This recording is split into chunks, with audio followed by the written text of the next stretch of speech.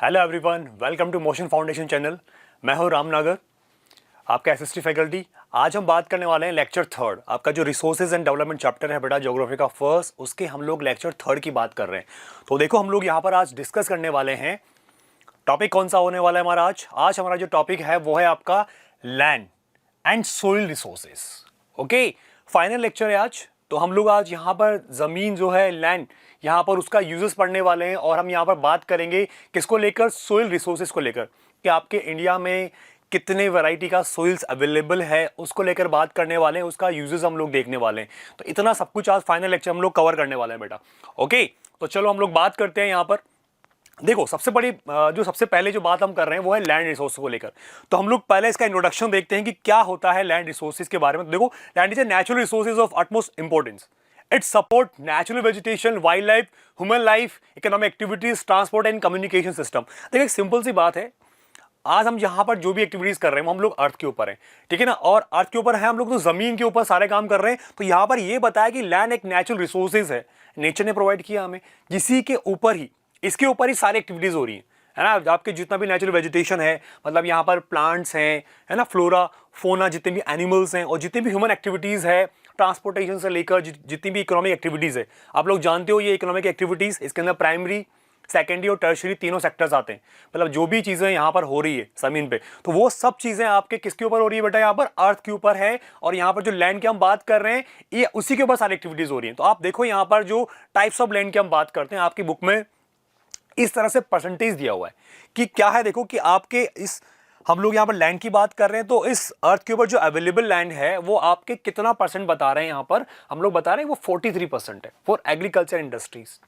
आई बात समझ में। तो हम लोग यहाँ पर ये बात कर रहे हैं कि आपके प्लेन्स जितना भी है, प्लेन्स आप जानते हो ना, वो एरिया जो एकदम पूरा सपाट होता है, प्लेन्स होता है, और वो एरिया रिवर्स के थ्रू क्या होता है बेटा, बनता है, ठीक है ना। वो एरिया के, जो एरिया है आपका प्लेन्स वाला, उस एरिया को बनाने में रिवर्स का बहुत बड़ा कंट्रीब्यूशन होता है। रिवर्स अपने साथ में बहुत सारी सोइल, फर्टाइल सोइल लेके आती है, एलिवल, और उसके थ्रू वो एरिया क्या होता है, डेवलप होता है। तो वहां पर आपका जो क्रॉपिंग वाला पार्ट है वो बहुत फास्ट अच्छा ग्रो करता है। ओके, तो ये ध्यान रखना है आपको। तो आपका ये 43% है एग्रीकल्चर, है ना, और इंडस्ट्री वाला पार्ट। अब हम बात करें माउंटेन्स, ये आपका जो परसेंटेज है वो आपका कितना आ रहा है बेटा, 30% पार्ट्स। अगर हम बात करें इस अर्थ के ऊपर, तो वो आपका 30% पार्ट क्या है, आपका माउंटेन्स है, for perennial flow of the reverse and the tourism. तो हम लोग यहाँ पर देख रहे हैं कि 30% पार्ट पर तो आपके माउंटेन्स ही हैं, जिससे आपके क्या, पेरेनियल रिवर, साल भर बहने वाली रिवर्स आ रही हैं, और उसका यूज आपके टूरिज्म के अंदर होता है। प्लेट्यू की बात करें, वो आपका कितना है, ओनली 27% है, जिसपे आपको क्या मिल रहा है, minerals, fossil fuels and forest. आपका जितना भी मिनरल्स वाला पार्ट है वो मोस्टली आपको प्लेट्यू वाले रीजन में, पठार जो वाला पार्ट होता है, तो ये आपको पता होना चाहिए, ठीक है। तो हम लोगों ने यहाँ पर देखा कि लैंड रिसोर्सेज जो है उसको हमने 3 कैटेगरी में डिवाइड किया है। पहला प्लेन्स है, सेकंड आपका माउंटेन्स है, और थर्ड आपका प्लेट्यू है, ठीक है। परसेंटेज ध्यान रखना है आपको बेटा इनका। ओके, तो आपका जो परसेंटेज है ये आपको प्रॉपर तरीके से याद रखना है कि प्लेन्स का परसेंटेज कितना है, माउंटेन्स का परसेंटेज कितना है, और प्लेट्यू का परसेंटेज कितना है। ओके, ये आपका परसेंटेज वाइज आपने डिसाइड किया। अब आगे हम बात करते हैं कि लैंड का यूटिलाइजेशन कैसे कर रहे हो आप, डिफरेंट जो उसका यूजिंग का जो पैटर्न है वो कैसा होना चाहिए। तो यहां पर हम लोग उसके बारे में देख रहे हैं। तो देखो बेटा, सबसे पहला बात लैंड यूटिलाइजेशन है। Land resources are use for the following purposes. आप जो जमीन आपके अवेलेबल है ना। अब हम यहां पर इंडिया के केस में बात करने वाले हैं। ओके, अब इंडिया के केस में हम ये बात कर रहे हैं कि हमारे इंडिया के अंदर जमीन को किस तरह के डिफरेंट यूजेस में काम में लेते हैं हम लोग। तो देखो, फर्स्ट पार्ट क्या बोल रहा है, फॉरेस्ट। ऑब्वियस सी बात है कि फॉरेस्ट आपका एक नेचुरल जो रिसोर्सेज है वो भी कवर कर रहा है। तो हम लोग यहाँ पर देखेंगे कि फॉरेस्ट जो है वो आपके लैंड रिलेशन का फर्स्ट पार्ट है। आपको पता होना चाहिए, आपका जो नेशनल फॉरेस्ट पॉलिसी है ना 1952, उसके अकॉर्डिंग आपके 33 पार्ट पर क्या होने चाहिए बेटा, फॉरेस्ट होने चाहिए, बट एक्चुअल में उतना है नहीं, ठीक है। तो देखो यहाँ पर फॉरेस्ट आपका फर्स्ट पार्ट हो गया। हम लोग लैंड यूटिलाइजेशन पढ़ रहे हैं बेटा, काफी सारी इसमें कैटेगरीज आने वाली हैं। तो फर्स्ट पार्ट आपका फॉरेस्ट हो गया। Second, land not available for cultivation, ऐसा एरिया जो आपके एग्रीकल्चर के लिए अवेलेबल नहीं है। मतलब ऐसा क्या है वहां पर, देखो इसके अंदर ऑप्शन देखो, सेकंड वाले के अंदर, या तो वो क्या है, बैरन। बैरन मतलब आपके उसकी जो फर्टिलिटी वो बिल्कुल डाउन हो चुकी है, वो जमीन बंजर है, बैरन है, ठीक है ना। ऑब्वियसली बात है, जब वहां पर कुछ ग्रो नहीं करेगा तो वो ऑब्वियसली बात है वो किस में आ जाएगी, वेस्टलैंड में। तो दोनों सेम पार्ट है। तो मतलब जो आपके एग्रीकल्चर के काम नहीं आ रहा वो वेस्टलैंड पड़ी हुई है, वहां कुछ ग्रो नहीं हो सकता। सेकंड पार्ट है ऐसा एरिया, देखा बड़ा, ये ऐसा एरिया कि land put non agriculture uses, मतलब हम इस वाले जो कैटेगरी है land not available for cultivation का जो सेकंड वाला पोर्शन, उसमें हम बात कर रहे हैं कि वो जमीन काम में तो आ रही है बट उस पर एग्रीकल्चर के अलावा कोई दूसरा काम हो रहा है। तो वहां पर क्या है, देखो बिल्डिंग्स है, रोड्स है, फैक्ट्रीज एक्सेट्रा, उनका कंस्ट्रक्शन है, वो बने हुए हैं वहां पर। आई बात समझ में? तो आपके इंडिया के अंदर इस तरह से हमने डिवाइड किया है बच्चा। ओके, तो ध्यान रखें आप, ये दो कैटेगरीज हैं। फॉरेस्ट फर्स्ट कैटेगरी होगी, सेकंड वाला जो category land not available for cultivation, उसके अंदर हमने दो सब कैटेगरीज को इंक्लूड किया है। आगे हम बात करते हैं बेटा, देखो जो नेक्स्ट जो पार्ट आ रहा है आपके, जो थर्ड कैटेगरी है इसके अंदर, वो है other uncultivated land excluding fallow land. यहां पर ये बात कर रहा है कि हम थर्ड वाली कैटेगरी में अनकल्टिवेटेड एरिया, मतलब उस एरिया के अंदर एग्रीकल्चर हम लोग नहीं कर रहे, ठीक है, बट फिर हम लोग क्या कर रहे हैं वहां पर permanent pasture land. First category देखो बेटा, हम लोगों ने वहां पर परमानेंट पास्चर लैंड बना रखे हैं। जो हम लोग आपके देखो गांव के लोग जो है वहां पर एनिमल्स भी पालते हैं, है ना, एनिमल हस्बेंड्री भी करते हैं वो, ठीक है, तो उनके खाने के लिए कभी तुम्हें सोर्स इंतजाम करना पड़ेगा ना, तो वो आपके परमानेंट पास्चर लैंड, मतलब उनके चरने के लिए, उनके खाने के लिए चारा उगाते हैं, फॉडर जो उगाते हैं, उसके लिए भी कुछ पर्टिकुलर प्लेसेस हैं, वहां आप चढ़ने के लिए छोड़ दोगे उनको, ठीक है। तो ये परमानेंट पास्चर मतलब वहां पर एग्रीकल्चर नहीं हो रही है। ओके, सेकंड पार्ट देखो, land under miscellaneous trees crops grow. अब ये क्या बोल रहे हैं यहां पर, land under miscellaneous tree crops groves, ये उन पेड़ों की बात कर रहा है बेटा। मिसलेनियस का मतलब होता है डिफरेंट डिफरेंट, मतलब वैरायटी जो होती है। तो आपके बहुत सारा ऐसा एरिया जहां पर डिफरेंट डिफरेंट वैरायटीज के ट्रीज उगे हुए हैं, आपने नहीं उगाया, वो प्लांट्स आपके नेचुरली ग्रो हुए हैं। तो ऐसा भी एरिया है जहां पर आपके बबूल के, नीम के, पीपल के बहुत सारे, आपके गांव में आप जाओगे कभी ऐसे घूमने निकलोगे तो आपको बहुत सारे डिफरेंट डिफरेंट तरह के पेड़ मिल जाएंगे, ठीक है ना। हमने नहीं उगाया, ठीक है ना, वो आपके नेचुरली ग्रो हो गए। तो ये ट्रीज भी एक तरह से जमीन को कवर किए हुए हैं। ओके, तो आपके वो भी क्या है, अनकल्टिवेटेड लैंड है, वहां पर आपने एग्रीकल्चर थोड़ी कर रहे हो आप। तो ये दो इसका सब कैटेगरी है बेटा, ठीक है। थर्ड वाला पार्ट देखो आप, कल्चरेबल वेस्टलैंड। अब ये ऐसा एरिया है जहां पर आप क्या कर सकते हो बेटा, एग्रीकल्चर कर सकते थे। ओके, कल्चरेबल वेस्टलैंड बोला, आप वहां पर एग्रीकल्चर कर सकते थे, बट क्या रीजन है, अनकल्टिवेटेड फॉर 5 एग्रीकल्चर्स, आपने वहां पर 5 सालों से एग्रीकल्चर ही नहीं किए, तो इसीलिए वो क्या बन गया बेटा, कल्चरेबल वेस्टलैंड है।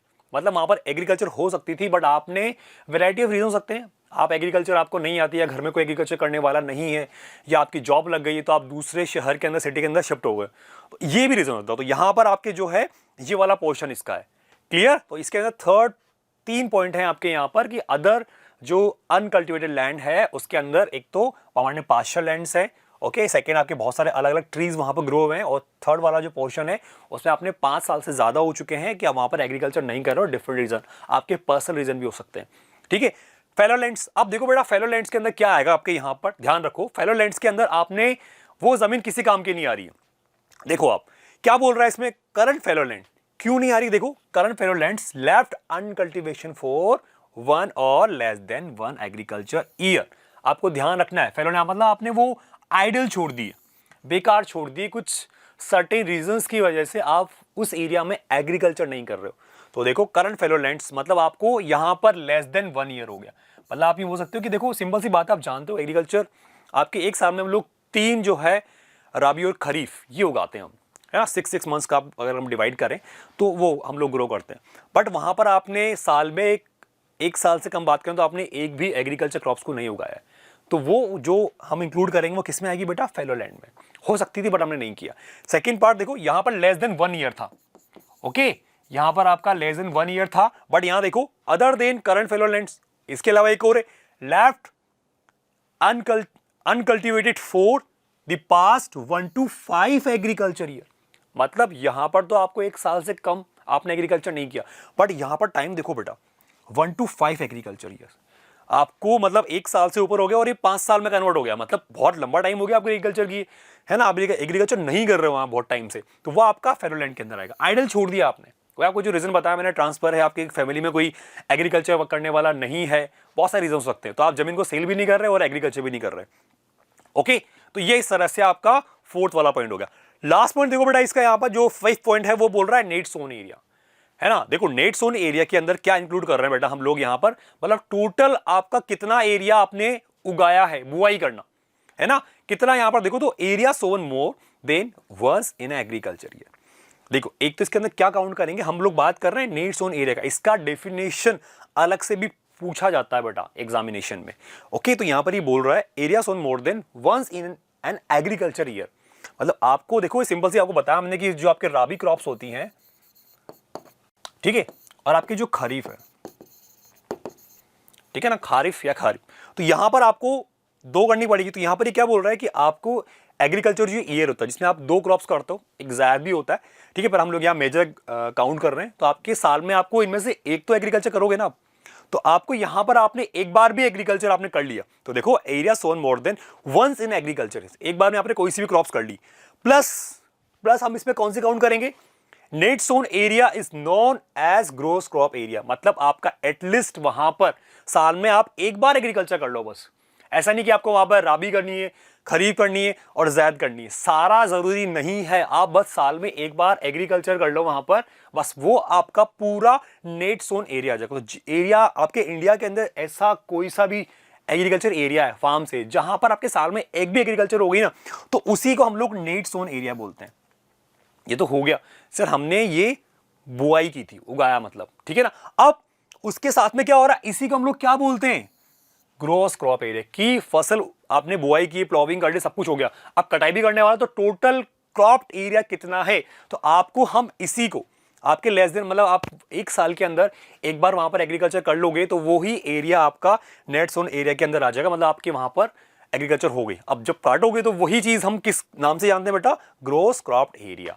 याद रहेगा, थोड़ा डेफिनेशन में ध्यान रखें आप, है ना, लिखा हुआ वंस इन एग्रीकल्चर ईयर। आपको जो बताया मैंने, साल में उसको एक बार कोई सी भी एग्रीकल्चर ग्रो करनी है तो वही आपका नेट सोन एरिया कहलाता है, और वही चीज आपके ग्रोस क्रॉप एरिया के नाम से भी जानी जाती है जब आप फसल की हार्वेस्टिंग करोगे, कटाई करोगे।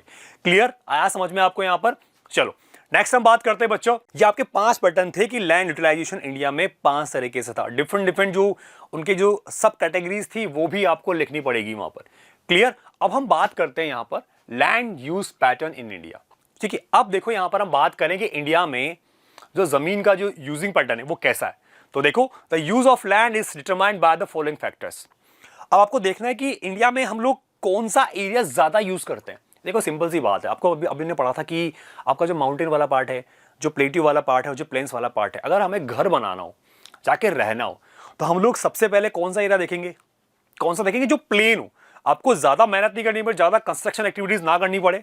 ठीक है, तो हम लोग जाएंगे प्लेन्स वाले एरिया में, जो रिवर्स के थ्रू बना हुआ एरिया है, कभी फर्टाइल है, वहां पर रहना आसान है, पानी भी बहुत अच्छा अवेलेबल हो रहा है। ऐसा नहीं आप माउंटेन में जहाँ पे जो माउंटेन्स है वहां पर जाके घर बनाओगे, वहां पर बहुत टिपिकल होगा आपके लिए। उसको पहले आप प्लेन करोगे, ठीक है ना, एकदम सपाट करोगे, तब जाके आप वहां पर कंस्ट्रक्शन एक्टिविटीज करोगे।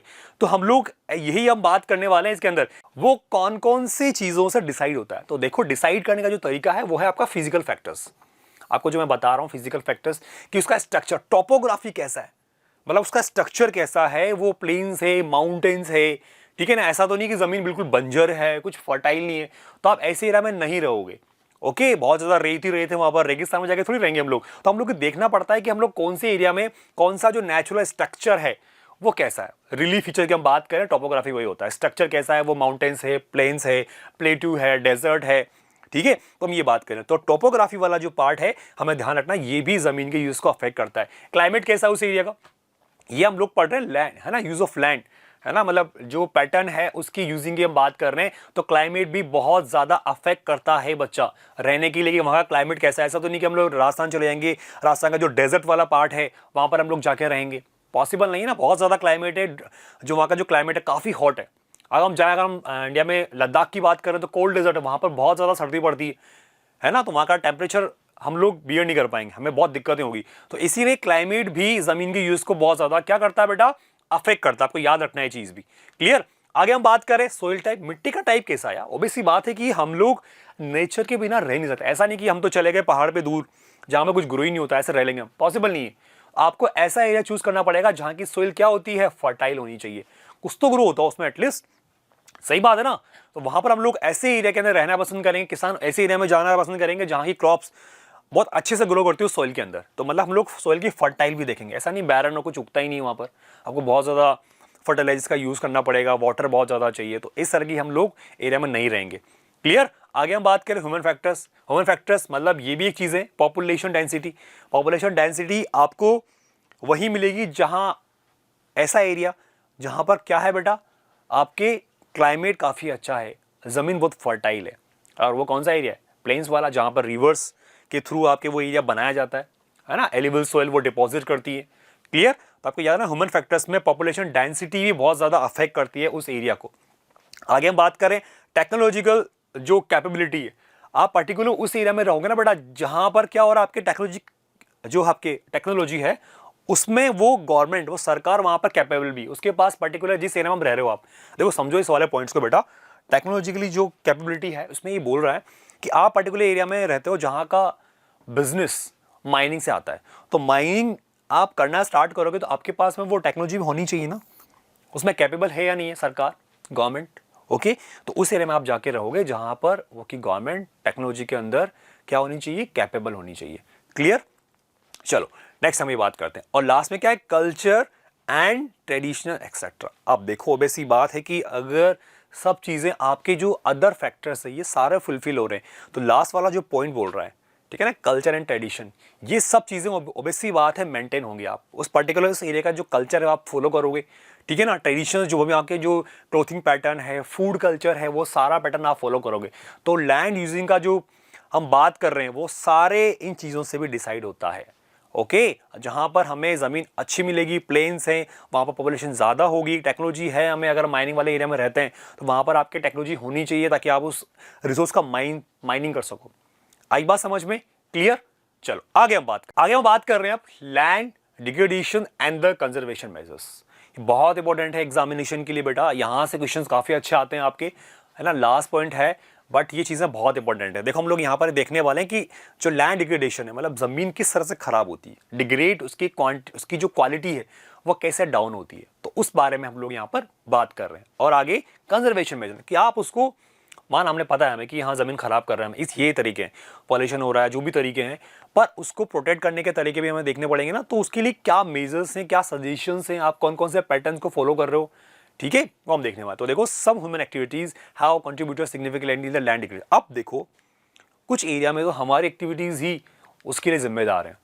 जिम्मेदार कैसे हैं? देखो डिफोरेस्टेशन, हम लोग कितना ज़्यादा क्वांटिटी में पेड़ को कट कर रहे हैं, हमारे जो भी आजकल हम लोग घर में भी इतना सारा जो फर्नीचर लगा रहे हैं वुड्स का बना है सब कुछ, ठीक है, तो हम लोगों को हमारी डेली जो नीड है उसके लिए भी किसकी जरूरत पड़ रही है, फॉरेस्ट की, ठीक है, तो हम लोग बहुत ज़्यादा क्वांटिटी के अंदर फॉरेस्ट को कट कर रहे हैं और लगा और नहीं रहे। सबसे बड़ी बात ये, आप कट करो बट हमें उनको ग्रो भी करना है, ठीक है ना, फॉरेस्ट भी लगाने तो है। आप काट तो आपने एक दिन में लिया, बट उसको ग्रो होने में, बड़ा होने में, एक पेड़ बनने में, ताकि हमारे काम में आए, हमें जो है रिसोर्सेज प्रोवाइड करे, वो बहुत लंबा टाइम लगेगा आपको। क्लियर? तो देखो अब ओवरग्रेजिंग, आपने जंगल के अंदर अपने एनिमल्स को छोड़ दिया कि जाओ चर के आ जाओ, चलो, ठीक है ना, वो चढ़ने चले गए, तो वहां पर नए नए प्लांट्स जो अभी ग्रो भी नहीं हुए, बड़े भी नहीं हुए, तो आपके जो भी एनिमल्स हैं वो सब खा जाएंगे उनको, तो वो एक पेड़ बनने से पहले खत्म हो गए ना। तो ये भी एक ओवरग्रेजिंग, आप जरूरत से ज्यादा जानवरों को चढ़ने के लिए छोड़ देते हो बार बार जंगल में, ठीक है ना, ये भी खत्म कर रहा है। तो ये ओवरग्रेजिंग की प्रॉब्लम जिनकी वजह से लैंड डिग्रेड हो रहा है, ये मेजर प्रॉब्लम बन गई है। कहां पर बेटा? Gujarat, Rajasthan, Madhya Pradesh and Maharashtra, in state में बहुत बड़ा प्रॉब्लम है। स्टेट पूछता है ये, ठीक है ना, आपके ओवरग्रेजिंग के थ्रू आपके जिन स्टेट्स में मैक्सिमम लैंड डिग्रेड हुआ है, तो वो स्टेट्स कौन से हैं आपके? Gujarat, Rajasthan, MP and Maharashtra. Second problem mining वाला प्रॉब्लम, माइनिंग की वजह से जहां पर मैक्सिमम लैंड डिग्रेड हो रहा है वो पूरी क्वालिटी खराब हो गई है उसकी, ओके, हमने उन्होंने पूरा उसको खराब कर दिया है। तो ऐसे स्टेट्स में क्या नाम आएगा? झारखंड, छत्तीसगढ़, उड़ीसा एंड महाराष्ट्र, ठीक है, महाराष्ट्र दोनों में कॉमन आ गया। ओके बेटा, तो ये माइनिंग की वजह से इन एरियाज में, इन स्टेट्स के अंदर लैंड क्या हो रहा है बेटा? डिग्रेड होता जा रहा है ना। आपका जो क्वेरिंग है ये भी माइनिंग का एक पार्ट है, ओके, इसके अंदर इसके लिए आपकी बुक में स्टेट्स नहीं दिए हुए, तो ये भी इसी का पार्ट है। माइनिंग का एक वैरायटी है, ठीक है, आप यहाँ पर वर्टिकली माइनिंग करते हो, ठीक है। और इरिगेशन, जरूरत से ज्यादा आप सिंचाई कर रहे हो यार, देखो सिंपल सी बात है, अभी कुछ एरियाज ऐसे हैं, आप जिन एरियाज में रहते हो वहां पर नहर, कैनाल्स नहीं होंगी, नहरें नहीं होंगी, तो वहां पर लोग मानसून के ऊपर डिपेंड रहते हैं या फिर वो आपके ट्यूबवेल का यूज करते हैं उस एरिया में इरिगेशन के लिए। बट आप सोचो वहां पर नहर आ गई तो वो लोग क्या करेंगे? वो लोग वही क्रॉप्स उगाएंगे जिनका मार्केट में डिमांड है और उन क्रॉप्स के लिए पानी बहुत ज्यादा चाहिए। तो उन्होंने अपना क्रॉपिंग जो पैटर्न है वो भी चेंज कर लिया, पानी आते ही वो लोग वही फसलें उगा रहे हैं, rice rice rice all the time, ठीक है ना। आपके साल में 2 बार उगाते हैं, मतलब वो 5-10 साल से चावल ही उगा रहे हैं वहां पर, तो ये भी वो लोग करते हैं। तो मतलब आपका ओवर इरिगेशन, जरूरत से ज्यादा सिंचाई कर रहे हो, वहां पर आप वाटर का यूज कर रहे हो, नहरें बन गई, यहाँ पे कैनाल्स वहां पर फॉर्म हो गई, तो ऐसा मतलब थोड़ी कि आप कुछ भी आप हमेशा ही वहां पर पानी वाले फसलें ज्यादा उगाओगे, ठीक है ना। तो ये कंडीशन कहां पर हो रही है, पंजाब, हरियाणा, वेस्ट, जो यूपी का वेस्टर्न पार्ट है वहां पर हो रही है। तो इस तरह से ओवर इरिगेशन की वजह से वहां की जमीनें खराब हो गई, मैं आपके जो है सलाइन खारापन आ गया बेटा उन जमीनों के अंदर, आई बात समझ में। तो ये इस तरह से प्रॉब्लम हो रही है, आपके इस लैंड डिग्रेड हो रहा है इन स्टेट्स में पर्टिकुलर, इन प्रॉब्लम्स की वजह से, है ना। ओवर ग्रेजिंग हो गया, माइनिंग हो गया। ओके चलो आगे हम बात करते हैं आपके। अब देखो क्या है सॉल्यूशन, देखो आप यहां पर क्या है, कुछ सर्टेन पॉइंट्स हम पढ़ रहे हैं यहां पर सॉल्यूशन के लिए। There are many ways to solve the problems of land degradation. Normal से पैटर्न से हम बात करेंगे। एफॉरेस्टेशन, आपको बताया मैंने कि पेड़ लगाना है, ट्री को प्लांट्स करना है, आपको छोटे छोटे जो प्लांट्स होते हैं, ठीक है ना, आपको उगाना है। हमें घर के बाहर भी पेड़ लगाने चाहिए। हम लोग तो क्या करते हैं, हमारी हैबिट होती है कि हम लोग पेड़ की वजह या कार पार्किंग के लिए, बाइक पार्किंग के लिए जगह छोड़ देते हैं। ऐसा हमारा नेचर है, हमें नेचर के साथ है बेटा, हम लोग एक सोशल एनिमल है, तो हम लोग पेड़ों के बिना नहीं रह सकते। हमें ये चीज़ समझनी चाहिए, हमें उनकी इंपॉर्टेंस पता होनी चाहिए, इसीलिए हमें पेड़ लगाने चाहिए जितना हो सकता है उतनी क्वांटिटी के अंदर। क्लियर। नेक्स्ट हम बात करते हैं प्रॉपर मैनेजमेंट ऑफ ग्रेजिंग। और ऐसा नहीं है कि आप गाँव के अंदर हम बात करें, बहुत सारे एनिमल्स होते हैं गाँव के अंदर, ऐसा नहीं हमने उससे बारिश का सीजन आया तो पूरा, आप देखा होगा पूरा गांव ग्रीन हो जाता है, नए नए प्लांट्स ग्रो करते हैं, तो हम लोग जानवरों को छोड़ देते हैं, तो वो नए प्लांट्स जो होते हैं, ठीक है ना, वो बहुत बड़े ट्री में कन्वर्ट हो या पेड़ बने, तो उससे पहले ये आपके जितने भी एनिमल्स हैं वो सब खा जाते हैं। तो उसकी प्रॉपर मैनेजमेंट होना चाहिए, ठीक है। एक पर्टिकुलर पार्शियल लैंड बना देना चाहिए, उसी एरिया में हमें उन एनिमल्स को छोड़ना चाहिए चढ़ने के लिए, ठीक है। नेक्स्ट हम बात करें planting of shelter belts of plants. Shelter belt से कि मतलब आप क्या कर रहे हो, पर्टिकुलर किसी भी एरिया में, आपने देखा होगा रोड के सहारे दोनों साइड पर आकर पेड़ लगे होते हैं, तो वो एक तरह से शेल्टर बेल्ट सी होती है, ठीक है ना। छाया के लिए आप पेड़ लगा रहे हो वहाँ पर, है ना, पर्टिकुलर एक सिंगल जो वैरायटी होती है ट्रीज़ की वो लगा दो आप, या फिर डिफरेंट डिफरेंट जो ट्रीज़ है उनको आप एक लगाओगे वहाँ पर, ठीक है। नेक्स्ट हम बात कर रहे हैं कंट्रोल ऑन ओवर ग्रेजिंग। ये हमने पढ़ लिया इसके अंदर ही, प्रॉपर मैनेजर ऑफ ग्रेजिंग वाला पार्ट के अंदर। तो आपको ओवर ग्रेजिंग को रोकना चाहिए बेटा, ठीक है। ओके नेक्स्ट हम बात कर रहे हैं stabilisation of sand dunes. Sand dunes का मतलब होता है रेत के टीले, ठीक है ना। स्टेबलाइजेशन का मतलब होता है उनको स्थिर करना, स्थिरीकरण, ठीक है, स्टॉप करना, ठीक है ना। तो जो जो रेत है ना बेटा, उनको पता है जिस तरह का डायरेक्शन आएगा रेत उसी डायरेक्शन में आगे क्या होएगी, एक्सपेंड होती जाएगी। तो उस एक्सपेंड को रोकना है। रेत आपके क्या कर रही है, आगे जाए उससे पहले हमें इन सैंड ड्यून्स को स्टेबलाइज करना है, रोकना है। अब उसको रोकने के लिए आप क्या करोगे, देखो, bye growing the thorny bushes, कांटेदार झाड़ियां लगाओ आप, ताकि वो जो सैंड है, वो जो सैंड ड्यून्स रेत के टीले हैं वो आगे नहीं जाएंगे।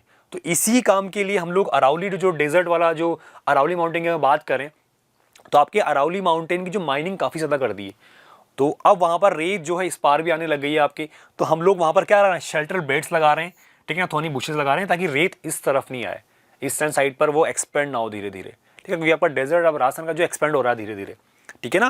क्योंकि वहाँ पर अरावली जो माउंटेन जो सीरीज है अरावली हिल्स है, हमने क्या कर दिया है, माइनिंग बहुत ज़्यादा कर दी है, तो उसकी हाइट वैसे ही बहुत कम हो चुकी है, ठीक है। और अभी भी वो चीज़ कंटिन्यू हो रही है, ठीक है। तो आपको ध्यान रखना है, सैंडविच को रोकने की थोड़ी बुशेज यूज़ कर रहे हैं हम लोग, ओवर ग्रेजिंग को स्टॉप करना है, कंट्रोल करना है, ठीक है ना, एफोर्सेशन करना है, और आपका जो है माइनिंग वाला प्रॉपर पार्ट उसको भी कंट्रोल करना है। आई तो ये आपके कुछ सॉल्यूशंस थे आपके जो लैंड को डिग्रेड होने से रोकने के लिए। ओके चलो आगे हम बात करते हैं। देखो यहां पर ये क्या बात कर रहे हैं बेटा, ways to reduce the land and the water degradation in industrial and the suburban areas. ये यहां पर ये बात कर रहे हैं कि आपको क्या करना है, reduce land and water degradation. आपको क्या करना है, जो जमीन खराब हो रही है और जो वाटर का जो हम लोग प्रॉपर तरीके से यूज नहीं कर पा रहे हैं, है ना, तो उस एरिया को हमें प्रॉपर तरीके से एक यूजिंग वाला तरीके से यूज करना आना चाहिए। कैसे, ये बोल क्या रहा है, इंडस्ट्रियल वाला जो पार्ट है ना बेटा, उसकी वजह से आपका काफी सारा जमीन बंजर हो जाता है। आरी बात समझे, मतलब हम लोग इंडस्ट्रियल जो वेस्ट होता है उसको कहीं पर भी छोड़ देते हैं, है ना। जो ये बात कर रहा है वाटर डिग्रेडेशन के बारे में, ये वही है। क्योंकि वो इंडस्ट्री जितना भी पानी यूज करती है उसको बिना फिल्टर किए, बिना प्रॉपर ट्रीटमेंट के वापस रिवर में वो लोग क्या कर देते हैं, उसको ड्रेन कर देते हैं। तो वो भी वाटर को क्या कर रहा है, खराब कर रहा है। और अगर वो लोग उसको जमीन पानी में नहीं छोड़ रहे, पानी में ड्रेन नहीं कर रहे, तो अगर जमीन पे छोड़ रहे हैं तो वो जमीन भी क्या हो जाती है बेटा, केमिकल वाली हो जाती है, जो बंजर हो जाती है, खराब होती है वो भी, ठीक है। तो ये इस तरह से बात कर रहे हैं कि कैसे क्या करना है आपको। सब एरियाज में जो आपके टाउन है वहां पर ऐसा हो रहा है, तो आपको क्या करना है, देखो ये तरीका है सॉल्यूशन में कि आप कैसे उस जमीन का, उस पानी का ट्रीटमेंट करोगे उसको रोकने के लिए, कि आप उसको डिग्रेड ना होने दो। ओके हम बात करते हैं, देखो प्रॉपर मैनेजमेंट ऑफ वेस्टलैंड, आपको एक प्रॉपर एक एरिया बनाना पड़ेगा कि आपको इसी एरिया के अंदर प्रॉपर उस कचरे को डालना है, जितना भी इंडस्ट्रियल वेस्ट आ रहा है उसको डालना है, स्टोर करना है, ठीक है, या उस पानी को पर्टिकुलर इस एरिया में ही। ऐसा नहीं आप कहीं भी फ्लो कर रहे हो नाली के थ्रू और वो बड़े बड़े नालों या नाली के थ्रू कहाँ जा रहा है, रिवर्स में मिल रहा है, ऐसा भी नहीं होना चाहिए, ठीक है ना। Control of the mining activities, आपको माइनिंग एक्टिविटीज भी को भी कंट्रोल करना पड़ेगा, ठीक है ना। जितना आपको लाइसेंस मिला हुआ है पर्टिकुलर क्वांटिटी का, उसी के अकॉर्डिंग आपको क्या करनी, माइनिंग करनी है। ऐसा नहीं है आप कंटिन्यू दिन रात आपकी माइनिंग चल रही है और आपने बहुत एक्सट्रीम लेवल माइनिंग एक्टिविटीज को कर लिया है, तो ये चीजें आपकी खराब होती है बेटा। ओके, चलो अब हम बात करते हैं proper discharge and disposal of industrial effluents. यहाँ पर देखो ये बोल रहा है, देखो ये इंडस्ट्रीज आपके यहाँ से देखो जो फैक्ट्रीज होती है उनसे पानी निकल रहा है ऐसा ग्रीन कलर का केमिकल वाला, तो इस पानी को हम लोग रिवर्स में ड्रेन कर देते हैं, ठीक है ना। तो यही बोल रहा है कि प्रॉपर डिस्चार्ज होना चाहिए, disposal industrial effluents and waste after treatment. Proper तरीके से उस पानी को आप पहले क्योर करो जितना हो सकता है, रिसाइकिल करो, प्योर करो, चाहे आपको जो भी केमिकल या जो भी टेक्नोलॉजी लग रही है वहाँ पर केमिकल वाली, बायोलॉजिकल, ठीक है ना, या जो भी आप इंस्ट्रूमेंट वहाँ पर यूज़ कर सकते हो, आपको उस वाटर को क्या करना है बेटा, ट्रीट करके उसको छोड़ना है रिवर्स के अंदर, वरना वो उस जहाँ भी उस पानी को आप ड्रेन कर रहे हो, इंडस्ट्रियल वेस्ट जो वाटर जो ख़राब है उसको, तो वो ज़मीन को ख़राब कर देगा और उस प्रॉपर पानी को भी ख़राब कर देगा। आई बात समझ में, ये तरीके थे। नेक्स्ट हम बात करते हैं बेटा, ये काफ़ी इंपॉर्टेंट है आपके, यहाँ पर हम लोग मिट्टी के बारे में बात करेंगे। आप छोटे क्लास में भी काफ़ी पढ़ते आए हो, उसकी मिट्टियाँ बहुत सारी है, एलिवल, ब्लैक, है ना, लेटराइट, ये सारी सोल हम पढ़ने वाले हैं दोबारा से एक बार, है ना। छोटे क्लास में हम लोग ध्यान नहीं देते, पर आपको यहाँ प्रॉपर तरीके से पढ़ना है, उनका यूजिंग पैटर्न पता होना चाहिए कि मिट्टी जो है कौन से स्टेट में मिल रही है, उसका यूज़ क्या है, कौन कौन सी क्रॉप्स उसमें ग्रो हो सकती है। ओके, तो वो सब चीज़ पता होना चाहिए आपको। देखो बड़ा इंट्रोडक्शन की बात करते हैं थोड़ा सा। The soil is living system, obviously बात है लिविंग सिस्टम है, क्योंकि यही हमें सब कुछ तैयार करके देता है। क्रॉप्स हमारी सोइल के अंदर ही ग्रो करती हैं, है ना। जितने भी हम लोग हमारे ह्यूमन एक्टिविटीज़ हैं वो सब कुछ इसी के अंदर है ना बेटा। आपके जितने भी डिकम्पोजर हैं, ठीक है, अर्थवॉर्म, सब कुछ जितना भी वो सब कुछ इसी के अंदर सर्वाइव कर रहा है। ओके, तो it takes millions of years to form soil up to a few centimetre in depth. ये बात कर रहा है कि एक मिट्टी का जो छोटा सा लेयर होता है एक फ्यू सेंटीमीटर्स का, उसको बनने में काफ़ी हज़ारों साल लगते हैं।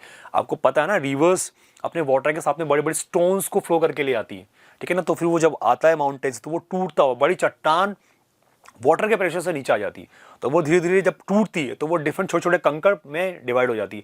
तो उस प्रोसेस को बहुत लंबा टाइम लगता है और वो धीरे धीरे फिर वो छोटे छोटे कंकड़ जो होते हैं वो मिट्टी में चेंज होते हैं। तो इस तरह से जो सोइल का फॉर्मेशन है, इसलिए बोला कि काफ़ी लंबा टाइम लगता है इसको, ठीक है ना। Importance factor in the formation of soil. अब देखो ऑब्वियस सी बात है कि मिट्टी के बनने में भी कुछ सर्टेन फैक्टर्स का बहुत बड़ा रोल होता है। ये देखो रिलीफ फीचर, मिट्टी आपको कहाँ मिल रही है, कौन से एरिया में मिल रही है, तो आपको पता होगा। ऑब्वियसली बात है मिट्टी काली है तो ऑब्वियसली बात है कि उस एरिया में प्लेटी वाला पार्ट होगा, इसका फॉर्मेशन वोल्केनो से रहा होगा। यही बोल रहे हैं यहाँ पर ये कि मिट्टी का जो फॉर्मेशन है वो डिफरेंट डिफरेंट फैक्टर्स के ऊपर डिपेंड करता है। तो फर्स्ट इज रिलीफ मतलब नेचुरल स्ट्रक्चर, है ना। आपका जो वहाँ का जो स्ट्रक्चर है धरातल का, आपकी जो टॉपोग्राफी है वो कैसी है, उसका बहुत बड़ा रोल है। पेरेंट रॉक और बेड रॉक, वो जिन भी चट्टानों से बनी है वही फीचर्स आपके किस में होंगे बेटा, उस सोइल के अंदर होंगे। क्लियर। क्लाइमेट कैसा है, ये भी बहुत बड़ा रोल प्ले करता है। क्लाइमेट अगर नॉर्मल क्लाइमेट है, बहुत ज़्यादा गर्म क्लाइमेट है, तो आपकी वहाँ का जो नेचर है वो जैसे आपको सैंड मिलेगी। हम लोग अगर रेत की बात करें, रेगिस्तान की बात करें, तो वहाँ का जो क्लाइमेट की वजह से वहाँ की मिट्टी भी कैसी रेत है, ठीक है, उसके अंदर वाटर एब्जॉर्प्शन की जो कैपेसिटी वो कम होती है, वो हम सब देखने वाले हैं। वेजिटेशन, आपके मिट्टी का जो फॉर्मेशन है वो डिपेंड करता है कि वेजिटेशन कैसा है, प्लांट्स कैसे हैं वहाँ पर। प्लांट्स अगर ज़्यादा ग्रो कर रहे हैं, बहुत हरियाली है, तो ऑब्वियसली बात है वो सोइल बहुत ज़्यादा फर्टाइल है। क्लियर। और देखो अदर फॉर्म्स ऑफ लाइफ और दूसरे जो चीज़ें हैं कि लाइफ वहाँ पर कौन कौन से एनिमल्स और फ्लोरा आपको मिल रही है, वहाँ पर एनिमल्स की बात कर रहे हैं वो, और टाइम कितना लग रहा है उस मिट्टी को बनने में, ठीक है। तो ये सारे जो हैं ये मिट्टी के बनने में बहुत बड़ा कंट्रीब्यूशन है। किसी मिट्टी को बनने में टाइम कम लग रहा है, किसी को हज़ारों साल हो गए, या कुछ मिट्टी ऐसी जब स्टार्टिंग में अर्थ बना था तभी से वो मिट्टी कंटिन्यू चल रही है। लेकिन हम बात करें एलिवल सोइल के बारे में, पढ़ोगे आप यहाँ पर। एलिवल जो आपकी रिवर्स डिपॉजिट करती हैं, आपके जो नदल प्लेन है इंडिया के अंदर, वो आपके रिवर्स के थ्रू बना हुआ है। ओके, तो वो रिवर्स ही उसको बना रही है। क्लियर। चलो आगे हम बात करते हैं यहाँ पर। देखो बेटा, contribution of forces of nature in the formation of soil. अब देखो यहाँ पर यही बोल रहा है कि कौन से ऐसे फोर्सेस हैं, नेचुरल फैक्टर्स की ये बात कर रहा है जो मिट्टी को बनाने में बहुत ज़्यादा कंट्रीब्यूट करते हैं। पहला पॉइंट देखो आप, change in the temperature. Temperature की बात करते हैं हम लोग, टेम्परेचर का भी बहुत बड़ा रोल है। जिस एरिया के आपको बताया मैंने जैसे कि पर्टिकुलर ऐसा एरिया जो बहुत ज़्यादा गर्म है ना, गर्मी ज़्यादा है वहाँ पर, तो उस एरिया की जो सोइल है वो फर्टाइल इतनी ज़्यादा नहीं होगी। क्लियर। और कुछ एरिया बहुत ज़्यादा ठंडे हैं तो वहाँ की सोइल के अंदर भी जो फर्टाइल कैपेसिटी वो इतनी ज़्यादा नहीं होगी। क्लियर। तो हम वो ये बात करते हैं आपके जो है टेम्परेचर के अंदर भी चेंज होता है उसकी वजह से, तो contribution of forces of nature, ठीक है ना। तो मतलब आपके जो जितने भी नेचर के जो फोर्सेज हैं उनका कॉन्ट्रीब्यूशन की बात कर रहा है। देखो actions of the running water, अगर उस एरिया में बहुत ज़्यादा पानी का फ्लो है तो सोइल की जो अपर लेयर है वो फर्टाइल नहीं होगी, उसका जो अपर जो फर्टाइल लेयर है मिट्टी का वो पानी के साथ में बह जाएगा, तो वहाँ की मिट्टी उपजाऊ कम होगी। जहाँ हवा तेज चलती है, जहाँ पानी बहुत तेज चलता है, ठीक है, तो वो मिट्टी जो है आपकी फर्टाइल नहीं होगी। देखो लिखा हुआ है यहाँ पर, ये इस तरह से आपको बताया स्ट्रक्चर देखो, ठीक है ना। ये चट्टान आपकी रोक यहाँ से गिर रही है धीरे धीरे, ठीक है ना। तो रिवर्स, अगर यहाँ पर रिवर्स होती तो आपके रिवर्स इसको एक ही साथ में लेके आती है और ये धीरे धीरे देखो छोटे छोटे कंकर हो गए सेडिमेंटेशन, और ये इसी साथ में पानी के साथ में फ्लो हो जाते हैं। इसी तरह से आपकी मिट्टी बनती है। क्लियर। नेक्स्ट से बात कर रहे हैं विंड्स एंड ग्लेशियर्स। ये देखो आपके इनके साथ में भी, इस वाटर के साथ में, ये देखो किसी भी नेचुरल फोर्सेस की तरह से ये टूट जाते हैं और यही आपके धीरे धीरे यहाँ पर जो मिट्टी है वो ही पानी के साथ में फ्लो होती है, डिपॉजिट होती जाती है। क्लियर। तो विंड्स एंड ग्लेशियर का भी बहुत बड़ा रोल है। जहाँ पर मिट्टी स्टोर है तो वो पानी के फोर्सेस से, या बड़े बड़े ग्लेशियर्स आपने उत्तराखंड में या काफ़ी देखे होंगे, जो बड़े बड़े आपके लैंडस्लाइड्स होते हैं तो गिर जाते हैं, तो मिट्टी भी साथ में आपके आ जाती है वहाँ से। क्लियर। नेक्स्ट बात करें एक्टिविटीज़ ऑफ डिकम्पोजर्स। आपके जो अर्थवर्म होते हैं वो भी मिट्टी को फर्टाइल बनाते हैं आपके, ठीक है, तो उनका भी बहुत बड़ा कंट्रीब्यूशन है आपके, ठीक है। तो ये नेचर की जो फोर्सेस हैं जिनके थ्रू मिट्टी का क्या होता है, फॉर्मेशन होता है, तो वह आपके इसमें टेम्परेचर का रोल है, रनिंग वाटर भी इफेक्ट डालता है, विंड्स हवा, वाटर मतलब विंड्स वाटर एंड ग्लेशियर्स का भी बहुत बड़ा रोल है मिट्टी को बनाने में, उसके फॉर्मेशन में, ठीक है ना। और activities of decomposer, earthworms like जो भी होते हैं, तो ये भी उसको बहुत बड़ा कंट्रीब्यूट करते हैं मिट्टी को बनाने में। क्लियर। अब हम बात करते हैं इंडिया में मिट्टी कौन कौन सी है। क्लियर। देखो मिट्टी, देखो बड़ा आपकी बुक में इस तरह का मैप दिया हुआ है, आपको इन्होंने इस मैप को बताया कैसे है। ये देखो इस तरह से ये डिफरेंट डिफरेंट जो कलर हैं वो मिट्टी को रिप्रेजेंट करते हैं। क्या ये पर्टिकुलर कलर है ग्रीन वाला, तो ये आपकी माउंटेन वाली सोइल है। ये देखो आपके यहाँ पर लास्ट के अंदर ये देखो माउंटेन्स ग्रीन कलर के, तो ये इन्होंने कलर वाइज डिसाइड किया है कि अगर हम बात करें यहाँ पर ये जो पर्पल कलर का जो बता रखा है ये आपका एल्यूवियल डिपॉजिट है। आपको पता है ना, आपकी जो प्लेन्स वाला जो पार्ट है नदर्न प्लेन्स, ये आपके इंडस, गंगा, ब्रह्मपुत्र के थ्रू बना हुआ है, काफ़ी फर्टाइल है, ठीक है ना। ये जो पर्पल वाला पार्ट है, ठीक है ना, स्काई ब्लू आप बोल सकते हो, ये जो पार्ट है पूरा बहुत ज़्यादा फर्टाइल है। डेजर्ट की हम बात करें, आपको पता है इंडिया के अंदर डेजर्ट, थार डेजर्ट है इंडिया का, यहाँ पर ये पार्ट है। ब्लैक की हम बात करें, ये आपका जो डेक्कन प्लेट्यू वाला पोर्शन है कुछ, ठीक है ना, मालवा प्लेट्यू वाला पोर्शन आ गया इसके अंदर, ये पूरा पार्ट जो है, ठीक है, इसके अंदर ये वाला आपके ब्लैक सोइल आ रहा है। Mix and red yellow soil आपका जो पर्पल है, कुछ कुछ एरियाज़ के अंदर है। ये एमपी वाला पार्ट आ गया यहाँ पर, ठीक है, एमपी वाला पार्ट थोड़ा सा यहाँ पर है, थोड़ा सा राजस्थान वाला पोर्शन आ रहा है, तो ये वाला इसके अंदर आ रहा है। रेड की हम बात करें, रेड देखो पूरा आपके इंडस्ट्रियल एरिया है, कुछ छत्तीसगढ़, उड़ीसा, झारखंड, ठीक है ना, ट्राइबल एरिया, काफ़ी बड़ा रीजन है ट्राइबल्स के लिए, तो यहाँ पर आपके रेड मिट्टी ज़्यादा ग्रो कर रही है, ठीक है ना। ग्रेन ब्राउन है, लेटराइट है, माउंटेन्स आप जानते ही हो, पूरा माउंटेन रीजन्स में जो मिट्टी ग्रो करेगी आपकी यहाँ पर भी होता है। वैसे जो ये कर्नाटका केरला वाला जो नीलगिरी की पहाड़ियाँ हैं, यहाँ पर भी ये मिट्टी मिलती है आपके माउंटेन्स वाली। ओके, तो इस तरह से अब हम बात करते हैं इन सोइल्स को हम लोग डिटेल से पढ़ते हैं ना, क्लासिफिकेशन ऑफ सोइल के बारे में बात करते हैं, तो ये सारी मिट्टी के बारे में बात करते हैं। पहले हम बात कर रहे हैं बेटा एल्यूवियल। आप जानते हो, काफ़ी नाम सुनते हो आप इसके स्टार्टिंग से ही, है ना, स्कूल्स में हम लोग पढ़ते हो 6, 7, 8 के अंदर भी ये मिट्टी आ जाती है, ठीक है। तो देखो मिट्टी का नाम है, हम लोग पहले बात करेंगे प्रॉपर्टीज़, क्या फीचर्स हैं इसके, कौन कौन से इसके अंदर आपके जो न्यूट्रिएंट्स मिल रहे हैं वो हम बात करेंगे। एग्रीकल्चर प्रोडक्शन कैसा है इसका, कौन कौन सी क्रॉप इसमें ग्रो हो सकती है, इसके रीजंस हम देखेंगे, कौन कौन से स्टेट्स में ग्रो कर रही है। तो देखो बेटा, वेरी फर्टाइल, सबसे बड़ी बात, due to its fertility alluvial soil regions are densely populated. तो यही वो एरिया है जहाँ पर ये मिट्टी मिलती है, उस एरिया में पॉपुलेशन बहुत ज़्यादा मिलने वाली है आपको, ठीक है।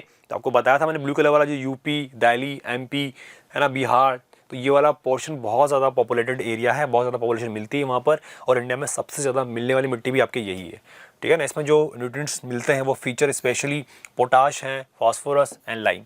ओके, फर्स्ट में थोड़ा सा याद रखें आप लोग, हालांकि इसमें सभी तरह की जो क्रॉप्स हैं वो ग्रो हो जाती हैं, है ना, कॉटन वॉटन सारी फसलें उग जाती है, ठीक है। तो sugar cane, rice, wheat and cereal crop, जितने भी अनाज आप बात कर रहे हैं वो सारे इसके लिए, ये मिट्टी उनके लिए बहुत ज़्यादा आइडियल है ना। स्टेट्स की बात करें देखो, नर्दर्न प्लेन्स, आपका नर्दर्न प्लेन के अंदर जो जितना भी गंगा, इंडस एंड ब्रह्मपुत्र के थ्रू जो बना वाला एरिया है वो सारा इसी मिट्टी को डिपॉजिट करता है, यही मिट्टी मिलने वाली है आपको वहाँ पर, ठीक है ना। आपके साउथ जो पार्ट है वहाँ पर महानदी, गोदावरी, कृष्णा, उनके डेल्टाज में आपको ये मिट्टी मिलने वाली है। क्लियर। तो ये एलिवल डिपॉजिट था इंडिया के अंदर, ये मिट्टी बहुत फर्टाइल है क्योंकि रिवर्स के थ्रू ये मिट्टी डिपॉजिट की जाती है। क्लियर बच्चा। चलो अब हम बात करते हैं नेक्स्ट जो सोइल है वो कौन सी है आपके, ब्लैक सोइल। सब लोग जानते हो इसके बारे में आप। इसको देखो हम लोग किस नाम से जानते हैं, स्पेशल नेम है इसका, रेगुर सोइल भी बोलते हैं इसको, रेगुर सोइल, ठीक है ना। ब्लैक कॉटन सोइल के नाम से भी हम इसे जानते हैं। क्लियर। तो ब्लैक कॉटन सोइल है, ऑब्वियसली बात है कि कॉटन में बहुत ज़्यादा यूज़ आती है, कॉटन के लिए यही मिट्टी हम यूज़ करते हैं। Well known its capacity to hold moisture. इसमें सबसे बड़ा फीचर है कि ये पानी को एब्जॉर्ब करके रख सकती है बहुत टाइम तक। This soil is made of the extremely fine clay soil. ये मिट्टी के अंदर जो कंकड़ नहीं मिलते, बिल्कुल बहुत रिफाइन सोइल मानी जाती है, ठीक है। इसी वजह से ये मिट्टी भी बहुत ज़्यादा यूज़फुल है कॉटन के लिए, ठीक है। नेक्स्ट हम बात करें आपके, देखो इसमें ना calcium carbonate, magnesium, potassium, lime, ये इसमें न्यूट्रिएंट्स मिल रहे हैं जो आपकी सोइल को फर्टाइल बनाते हैं। कॉटन इसका स्पेशल है, बड़ा ध्यान रखना है। ब्लैक सोइल के लिए अगर कोई क्रॉप्स पूछ ले आपसे तो कॉटन बहुत इंपॉर्टेंट है आपके लिए। ओके। रीजन देखो आप, प्लेट्यू रीजन्स आपको बताया मैंने, प्लेट्यू रीजन्स में आपका महाराष्ट्र, सौराष्ट्र, गुजरात का पार्ट है, सौराष्ट्र, मालवा, ये सारा गुजरात का ही पोर्शन है, और ना एमपी, छत्तीसगढ़, ठीक है, और साउथ के अंदर गोदावरी, कृष्णा वैलीज के अंदर, ठीक है। तो ये मिट्टी आपके एलिविल और ये मिट्टी के फर्टाइल जो है बेटा बहुत ज़्यादा है, ठीक है। तो आप लोग ध्यान रखें ये चीज़, ब्लैक सोइल का हम लोग ध्यान रखें, ये दो नाम अलग से हैं इसके, रेगुर और ब्लैक कॉटन सोइल। क्लियर। चलो आगे हम बात करते हैं। थर्ड आपका जो सोइल है वो कौन सा आ रहा है आपका, रेड एंड येलो सोइल। हम लोग एनसीईआरटी वाली मिट्टी ही पढ़ रहे हैं बेटा बस, ठीक है। तो रेड एंड येलो सोइल जो है, these soils develop a reddish colour due to the diffusion of the iron. देखो ऑब्वियसली बात है, इस मिट्टी का जो कलर है वो कैसा मिल रहा है आपको, रेड मिल रहा है ना। तो वहां पर आपके इसमें, क्योंकि इसमें क्या मिलता है आपको, आयरन, ठीक है ना। In crystalline and the metamorphic rock, crystalline का मतलब हम बात करें इग्नियस और मेटाफॉर्मिक रॉक्स के ब्रेक होने से ये मिट्टी बन रही है, और इसमें आयरन की क्वांटिटी की वजह से इसका कलर क्या मिलता है आपको, रेड मिल रहा है। It looks yellow when it occur in the hydrate form, और जब आप इसमें पानी मिलाओगे है ना, मॉइस्चर की वजह से कलर कैसा हो जाता है आपके, येलो कलर हो जाता है। आप लोग ध्यान रखें इसका भी। तो रेड एंड येलो इस वजह से में हो रहा है, आयरन मिलता है, ऑब्वियसली बात है। क्लियर। और ग्राउंडनट और मिलेट्स इसके लिए बहुत ज़्यादा, वही इन फसलों को बहुत ज़्यादा फायदा होता है इस तरह की मिट्टी में। ओके। ग्राउंडनट, मूंगफली की हम बात कर रहे हैं। क्लियर। चलो आगे हम देखो यहाँ पर स्टेट कौन कौन से हैं। Southern part of Deccan plateau, Deccan plateau वाला पार्ट है, उड़ीसा है, छत्तीसगढ़ है, और southern part of middle Ganga plains, ठीक है, और piedmont zone of the western Ghat. तो ये वेस्टर्न घाट के अंदर भी आपके मिट्टी मिल रही है, मतलब महाराष्ट्र, गोवा साइड पर भी, ठीक है, वेस्टर्न घाट की बात कर रहा हो। तो ये इसके रीजंस हैं। ऑब्वियसली बात है, रेड एंड येलो, तो कलर भी आपका रेड एंड येलो ही मिलने वाला है आपको। क्लियर। नेक्स्ट जो सोइल है बेटा वो है आपका लेटराइट सोइल। लेटराइट सोइल के लिए देखो बेटा एक स्पेशल चीज़ें दे रखी बुक में, derived from the Latin word. जो आपके लेटराइट है ये लैटिन वर्ड से बना है, ठीक है। लेटर वर्ड कौन सा है, लेटर, जिसका मीनिंग क्या होता है, ब्रिक। ब्रिक मतलब होता है ईंट। आपने कलर देखा है ईंट का, वैसा ही कलर होता है ये, ठीक है ना। इस तरह की मिट्टी होती है। तो it develop under tropical and सब ट्रॉपिकल। ट्रॉपिकल रीजन्स की अगर हम बात करें, ऐसा रीजन जहां पर बहुत ज़्यादा टेम्परेचर है, गर्मी बहुत ज़्यादा है, और सब ट्रॉपिकल जहां पर ह्यूमिडिटी भी है, वाटर भी है और ड्राई भी है, मतलब वहां पर बिल्कुल ड्राई और मॉइस्चर दोनों का कॉन्ट्रीब्यूशन है, ठीक है ना। ट्रॉपिकल बहुत ज़्यादा ड्राई क्लाइमेट हो, एरिड जोन टाइप हो जाता है, ठीक है, इस बार मॉइस्चर मिलेगा आपको। तो climate with alternate wet and the dry season, obviously बात है, जो पता है आपको, tropical and subtropical, dry and the moisture वाला क्लाइमेट, दोनों के अंदर आपको ये मिट्टी मिल जाती है। This soil is made of extremely fine clay material. आपको बताया मैंने, जिस तरह से आपकी ब्लैक वाली सोइल थी, तो वैसे ही इसके अंदर की जो मिट्टी है, इसका जो फॉर्मेशन है वो काफ़ी क्या होता है बेटा, फाइन आर्टिकल्स होते हैं, मतलब मिट्टी के अंदर कंकड़ बिल्कुल नहीं मिलते आपके। This soil is result of the intense leaching due to the heavy rains. अभी मिट्टी के अंदर बहुत ज़्यादा रेनफॉल की वजह से ये मिट्टी काफ़ी चिपचिपी हो जाती है, ठीक है ना। तो ये लीचिंग एक्टिविटीज़ की वजह से। ओके। आगे हम बात करते हैं न्यूट्रिशन, आयरन एंड एल्यूमिनियम मिलता है इसके अंदर। क्लियर। देखो बेटा ये इस वजह ध्यान रखना आपको, लेटराइट आपके T, coffee and rubber and cashew nuts, तो ये सारी क्रॉप्स जो है कमर्शियल फार्मिंग है, ठीक है ना। ये आप ध्यान रखें स्पेशली एग्जामिनेशन के लिए, T, coffee, rubber and cashew nuts में आपके इस मिट्टी का यूज ज्यादा होता है। ओके। चलो रीजन देखते हैं हम लोग यहाँ पर, कर्नाटका, केरला, तमिलनाडु के अंदर ज्यादा होती है। आपको पता है प्लांटेशन एग्रीकल्चर कहाँ पर है, तो साउथ इंडिया के अंदर मैक्सिमम स्टेट दे रखे हैं आपके, तो केरला, कर्नाटका, तमिलनाडु, महाराष्ट्र, उड़ीसा, ठीक है ना, और वेस्ट बंगाल का कुछ पार्ट भी है वहाँ पर। क्लियर। ओके, कलर देखो आप इसका, लेटराइट मतलब ईंट वाला कलर होता है, इस तरह से ब्रिक होती है, क्योंकि हम इसको लेटर, जो लैटिन वर्ड है उसका मीनिंग भी क्या होता है, ब्रिक। क्लियर। चलो आगे हम बात करते हैं। नेक्स्ट सोइल है आपकी बेटा एरिड सोइल। एरिड का मतलब क्या होता है, ड्राई, सूखा। ठीक है, तो जहां पर यार बारिश नहीं हो रही है, रेनफॉल नहीं है, तो मतलब ऑब्वियस सी बात, हम किसकी बात कर रहे हैं, डेजर्ट की, है ना। और डेजर्ट भी देखो कौन सा है, यहाँ पर हम लोग बात कर रहे हैं है ना, range from the red to brown in colour. आपके रेड टू ब्राउन कलर में डिफरेंट डिफरेंट कलर के लिए मिलती है बेटा। तो range from the red to brown colour, आपके मतलब आपको ये रेड और ब्राउन कलर में मिलने वाली, generally Sandy in texture in saline in nature. देखो बेटा, रेत, इसका जो बनावट है ना वो कैसा होता है, रेत जैसा, ठीक है ना। और अगर हम बात करें नेचर में, इसका नेचर कैसा, वो खारापन होता है इसके अंदर, मतलब सॉल्ट की क्वांटिटी ज्यादा मिलेगी आपको, due to the dry climate, high temperature. Dry climate आ गए हम डेजर्ट में, ठीक है, ड्राई क्लाइमेट है, टेम्परेचर बहुत हाई है, एंड जो आपकी इवोपरेशन जो रेट है वो क्या है, वो फास्टर है। पानी बहुत जल्दी से भाप बन जाएगा, वाष्प बन जाएगा, उड़ जाएगा, है ना, इवोपरेट हो जाएगा। And soil lakhs humus and moisture. अब गर्मी की वजह से इसमें डिकम्पोजर थोड़ी मिलेंगे आपको, अर्थवॉर्म थोड़ी मिलने वाले हैं, ठीक है। तो ऑब्वियसली बात है, ये सोइल क्या होने वाली है, बंजर। और बंजर तो नहीं कहोगे, मतलब बहुत फर्टाइलनेस बहुत कम होती है, बहुत कम, ठीक है ना। ये चीज़ है इसका, है ना। फास्फोरस की क्वांटिटी बहुत अच्छी खासी होती है इसमें। मिलेट्स देखो, मिलेट एंड द मस्टर्ड हम उगाते हैं, ठीक है ना। ये आपके कम वाटर में भी उग जाते हैं।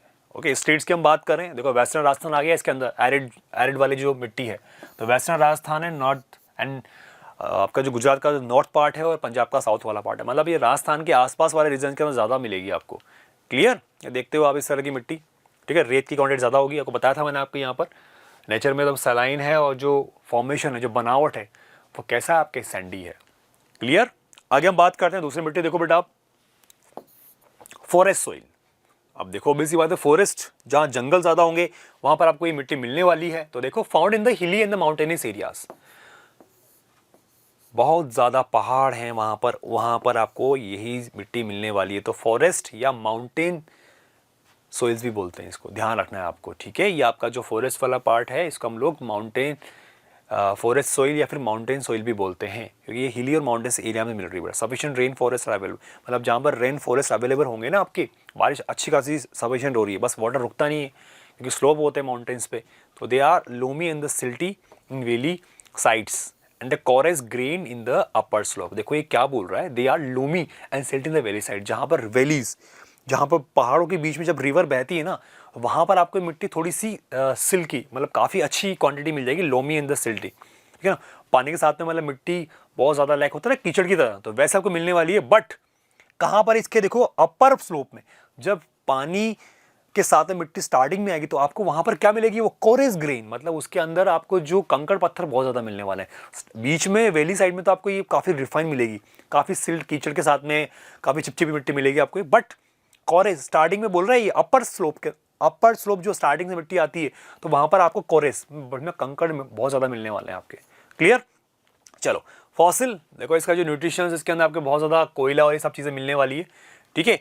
और देखो इसके लिए जो क्रॉप्स हैं वो कौन सी हैं, एप्पल, पोटैटो एंड पियर्स, ठीक है ना। तो ये इसके लिए काफी ज्यादा यूजफुल, माउंटेन्स पे ये उगते हैं आपके, ठीक है। ड्राइड फ्रूट ज्यादा उगते हैं, ठीक है। अब रीजन देखो आप, हिमालयास, कश्मीर एंड अरुणाचल प्रदेश, तो इन एरियाज में ये क्रॉप्स बहुत ज़्यादा यूजफुल है। और ये मिट्टी है आपकी फॉरेस्ट सोइल, जंगल में उगती है इस तरह की मिट्टी, देखो, ठीक है।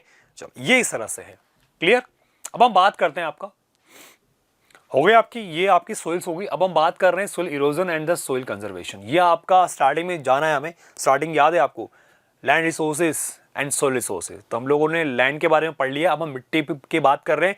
मिट्टी भी खराब हो रही है, ठीक है ना, क्योंकि हम लोग सब लोग धरती पर ही हैं, लैंड पर रहते हैं हम लोग, तो वहां पर आपको क्या मिलेगी, मिट्टी मिलेगी। तो मिट्टी भी हम लोग क्या करते जा रहे हैं, इरोजन, इरोड करते जा रहे हैं। तो हमें भी उसको क्या करने की जरूरत है बेटा, कंजर्व करने की जरूरत है। आई बात समझ में। तो देखो आप, सोइल इरोजन होता क्या है, the denudations of the soil cover and the subsequent washing down is describe as soil erosion. कि आपका जो अपर सोइल जो लेयर है, अपर सोइल जो लेयर होता है, उसका क्या होना बेटा, धीरे धीरे खराब हो जाना या गायब हो जाना, रिमूव हो जाना अपर लेयर का, ठीक है। या फिर वो पानी की वजह से वॉशिंग डाउन हो जाएगी, उसी को हम लोग क्या बोलते हैं, सोइल इरोजन। मतलब आपके जो जमीन है, जो धरती है, जो लैंड है, उसके अपर लेयर का, ठीक है ना, हवा की वजह से या फिर पानी की वजह से, ठीक है ना, वॉश आउट हो जाना, ठीक है ना, वो चीज आपके क्या कहलाता है, सॉइल इरोजन। क्लियर? चलो आगे बात करते हैं। ये देखो इस तरह से पहाड़ से मिट्टी पूरा धीरे धीरे इरोड होकर नीचे आ जाता है, ठीक है ना। तो ये इस तरह से जमीन आप देखो या इरोड हो रही है, क्यों हो रही है? क्योंकि वहां पर उस मिट्टी को बांधने के लिए क्या है ना, ग्रास होनी चाहिए या बड़े बड़े पेड़ होने चाहिए, क्योंकि उनके रूट्स में मिट्टी बंध जाती है, ठीक है ना। तो वो पानी कितनी भी तेज फ्लो से आएगा या विंड्स कितनी भी तेज चलेंगी तो वो खराब नहीं होगी, मिट्टी अनाज नहीं उड़ेगी। वहाँ कुछ है ही नहीं तो सब उड़ जाएगा ना बेटा। क्लियर? पर आपने फॉरेस्ट देखो, यहाँ पहले फॉरेस्ट था तो सब कुछ ठीक था, पर जैसे जैसे फॉरेस्ट आप कट करोगे तो आपके पूरी मिट्टी धीरे धीरे नीचे आ जाएगी आपके साथ में, ठीक है ना। यही रीजन है यहाँ पर।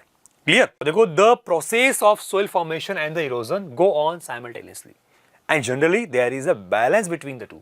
अब सोइल का फॉर्मेशन एंड इरोजन दोनों साथ चलता है। ऐसा नहीं कि मिट्टी खराब ही नहीं होगी, अपर लेयर जाएगी, पर वो नेचुरल तरीका होता है, मिट्टी बन भी रही है और खराब भी हो रही, तो ये दोनों तरीके साथ साथ चलते हैं, साइमल्टेनियसली चलते हैं, प्रोसीजर दोनों साथ साथ, है ना। एक बैलेंस होता है यहाँ पर, बट उस बैलेंस को बिगाड़ने वाला कौन आ गया है? हम लोगों ने ज्यादा खराब कर दिया है। पॉपुलेशन इंक्रीज हो रही है तो यहाँ पर चीजें बिगड़ जा रही है, बहुत ज्यादा बिगड़ती जा रही है। Sometimes this balance is disturb due to human activities. आ गया, जिम्मेदार कौन है? हम लोग। लाइक डिफोरेस्टेशन कर रहे हैं हम लोग, हमने पढ़े थे बेटा, डिपोजिशन वाला तरीका है, ओवरग्रेजिंग है, construction and the mining activities है, ठीक है ना। तो यहाँ पर लोग ध्यान रखें, deforestation, overgrazing, construction and mining etcetera जो भी है ना। तो इन सभी चीजों की वजह से मिट्टी का जो बैलेंस था, इरोजन का, फॉर्मेशन का, वो सब बिगड़ गया है, कंप्लीटली खराब हो गया है, ठीक है ना। और आप जानते हो नेचुरल जो रीजन है, विंड चल रही है, ग्लेशियर्स चल रहे हैं, वाटर लीड, तो ये तो आपके नेचुरल तरीके हैं जिससे सोइल इरोड होता है, पर हम लोगों ने उसको अनबैलेंस कर दिया है, हम लोग एक्सट्रीम लेवल पे करते हैं। क्लियर? ओके, अब हम बात करते हैं मिट्टी का जो तरीका है। मिट्टी खराब हो रही है तो कैसे हो रहे हैं? कुछ स्ट्रक्चर देखो आप यहाँ पर, ये आपने देखा सोइल इरोड हो रहा है, पेड़ थे तब तो कुछ नहीं था, पेड़ हमने कट कर दिए और देखो पूरी मिट्टी साथ में आ गई नीचे। यहाँ पर ऐसा स्ट्रक्चर है, देखो रिवर्स यहाँ पर फ्लो करते हुए आती है, तो देखो गुलीज बने हुए, गलीज या गुलीज क्या है ये? The running water cuts through the clayey soil and make deep channels as गुलीज।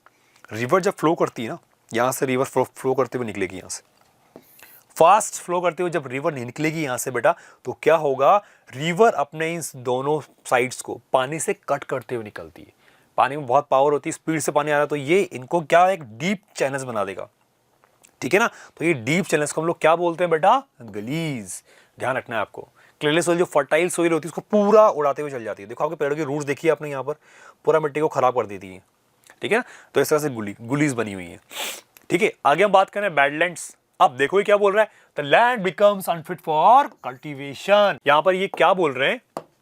यहां पर ये बात कर रहा है कि the land becomes unfit for, ऐसा एरिया जो क्या है, वहां पर एग्रीकल्चर नहीं हो पा रही है ना, वो एग्रीकल्चर के लिए फिट है ही नहीं, and is known as badland, ठीक है ना। ऑब्वियसली बात है, ऐसा एरिया जहां पर आप एग्रीकल्चर नहीं कर सकते, तो हम लोगों ने उसको क्या नाम दे दिया?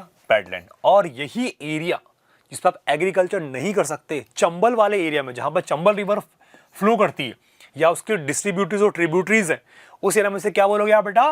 राविन्स, ठीक है ना। ध्यान रखें आप लोग, यही बैडलैंड चंबल बेसिन में, मतलब जो चंबल रिवर है उसका पूरा जो ड्रेनेज वाला पार्ट है, उसके अंदर इसी स्पेशल एरियाज को हम लोग राविन्स के नाम से जानते हैं। ऑब्वियसली बात है, आप एग्रीकल्चर नहीं कर सकते तो उनका नाम चंबल वाले पार्ट में हमने क्या दे दिया?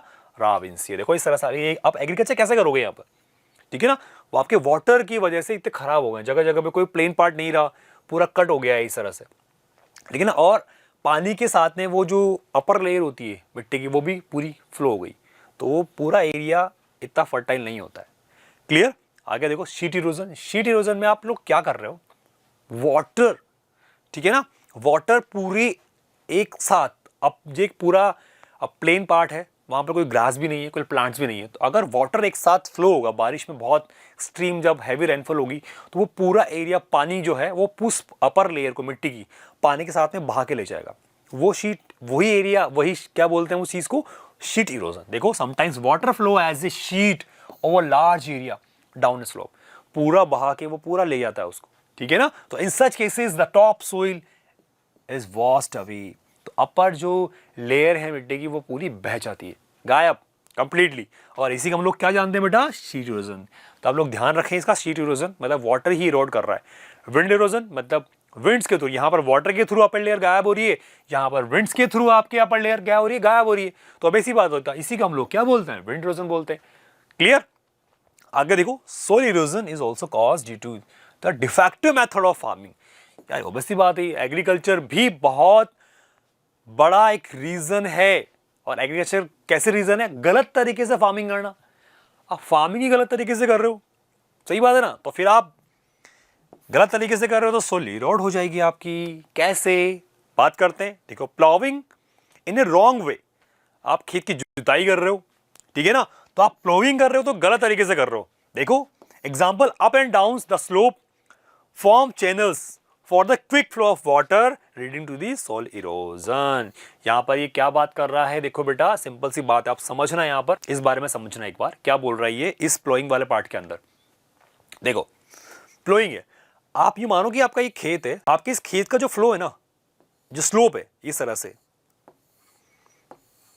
आप समझो अगर यहां बारिश आती है, रेनफॉल आएगा, तो आपने जो खेत की जो प्लॉविंग करी वो इस तरह से कर दी, तो ऑब्वियसली बात है स्लोप भी आपका इस तरफ हो रहा है, स्लोप इस तरफ है आपका, ठीक है। तो आपका स्लोप जब इस तरफ है तो पानी आएगा, तो ऑब्वियसली बात है इसको कितना अच्छा लाइन मिल गया, वो पूरा फ्लो होकर निकल जाएगा, यहां से निकल जाएगा ना, दूसरे खेत में चला जाएगा पानी। तो ये गलत तरीका है, ठीक है ना। आपको कैसे करना है, यहां पर देखो एक बार, आप जो यहां पर काम करोगे, यहां पर आप प्लॉइंग किस तरह से करने वाले हो बच्चा, यहां पर आपको प्लॉइंग करना है बहुत तरीके से। आपको अगर आपका स्लोप जो है फार्म का इस तरह से आ रहा है, ठीक है ना, तो आपको क्या करना है, जो को फार्मिंग करनी है, इस तरह से स्लोप आपके इधर आ रहा है, तो आपको जो प्लॉइंग करनी है वो इस तरह से करनी पड़ेगी, इस तरह से, ठीक है। इस तरह से प्लॉविंग करोगे तो आपका वाटर की जो स्पीड है ना बेटा, वो ऑटोमेटिकली कम हो जाएगी, वो आपके ऐसे फ्लो थोड़ी हो पाएगा, इसकी वजह से रुक जाएगा। आप इस तरह से बॉक्सेस कर दो, ये इस तरह से, तो आपके ये जो गलत तरीका है प्लॉविंग का, ये भी क्या करता है बेटा, जमीन को खराब करता है। क्लियर। आगे हम बात करते हैं कंटूर प्लॉविंग, ये सेम उसी तरह की बात कर रहा है, ploughing along the contour lines.